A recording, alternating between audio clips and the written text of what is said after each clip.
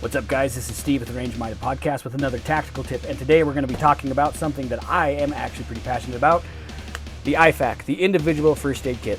Let's dive into it. Let's talk about it. All right, let's first talk about why I feel like an I.F.A.K is so important. I probably should say Individual First Aid Kit. I used to tease people and say I.F.A.K is what you say when you actually have to open it up. Maybe that's a joke, you didn't get it. So what the Individual First Aid Kit offers you is, and it's for you. You got to understand that this is for you, the person carrying the first aid kit. Anytime you go to a shooting class or you spend time on the range, you should probably have one of these on your belt or very close to you. What it gives you is time, right? Time is important. Time saves lives. So if you have an immediate access to things like a tourniquet, combat gloves, gauze, hemostatic, stuff like that, right away, right on your individual to help save your life and maybe somebody else's that's very close to you. Time is of the essence. The other thing, when you start understanding how to use an I.F.A.K, when you take good classes, you start thinking about others around you. It gives you the ability to help your community out. You start understanding that, yeah, I can jump in, I can save a life if I need to. It kind of gives you some self-confidence, and it gives you the education that you need to help you kind of develop the mindset of a protector. It is something that, oh man, it's so crucial. Another thing that the I.F.A.K helps is it gives you a sense of, self-reliance. It gives you some self-reliance, knowing that you have the tools and you hopefully, we'll talk about the knowledge base there, that can give you the confidence to save your life if you need to. Maybe you're out shooting by yourself in the desert and you accidentally take a round to the femur or something. You never, ever, ever know. It's always good to be prepared. The other thing I think is important is as you're mixing your first aid kit, your I.F.A.K, in with your defensive toolkits, is just another avenue to help save lives and be the protector that you think you want to be or you're trying to develop. Please understand and listen to what I'm talking about. This I.F.A.K is so important. All right, let's talk about things that I think you should include in your I.F.A.K. Obviously, very first thing, you need a good quality tourniquet.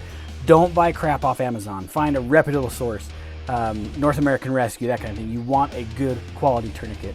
The rat's tourniquet, not so much, but if you're looking for a cat or a soft T, something like that, those are the ones you want to be focusing on. You want a quality tourniquet that has a good track record. Do not buy stuff off Amazon. You're getting Chinese knockoffs. Spend the money. It's totally worth it. The other thing you got to worry about, or you should include, is a good set of trauma shears. Honestly, they're not that expensive. Same thing, North American Rescue, something like that. Pressure gauze, combat gauze, chest seals. You need all that kind of stuff in here. I actually have a decompression, for lung decompression. I hope I never have to use that. I have been trained in this. I did actually buy some of that stuff. You don't have to go so extravagant, but at the minimum, tourniquet, combat gauze, chest seal, gloves. Make sure you got plenty of gloves in there. Some kind of hemostatic gauze to help stop the bleeding. Those are things you should be including in your I.F.A.K. Now, let's talk about training, because this is really important. I want to slow down on this part especially. I get excited about this stuff because it is exciting. Getting good training is the key to understanding how to help somebody in a situation, whether it's yourself or one in your family. Let's be honest, you're far more likely to need some kind of medical training than knife use or gun use or something like that. You're far more likely to need some kind of medical training. First thing you need to seek out is find just a basic CPR class. They're everywhere. You can jump on American Red Cross. They're everywhere, okay? Some of those things have changed. Maybe you took a CPR class 10 years ago. That stuff's totally different now. Another option is Stop the Bleed, which I highly recommend. Some of those places out there even offer these Stop the Bleed classes for free. Another option, which I actually prefer, is something that's usually a little bit more high tempo, is something they call TCCC. I have to look it up because I can't remember the acronym. It's called Tactical Combat Casualty Care, TCCC. Usually these classes are longer, 1 day, 2 day classes, but you're going to understand more about how the body defends itself. You're going to understand more about how to deploy some of these medical techniques to save a life. I highly recommend that. Usually those TCCC classes are a lot more intense. And if you're squeamish, maybe you have a problem with blood, maybe you don't like injuries, maybe that's not the right avenue.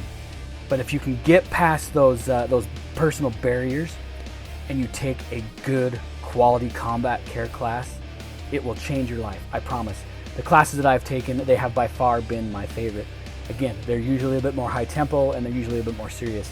Usually in those TCCC classes, you learn how to stuff wounds, you learn how to apply tourniquets. You're applying tourniquets to other people, you get to know how they feel, they apply them on you, and you get to see like what kind of work it actually takes to save a life.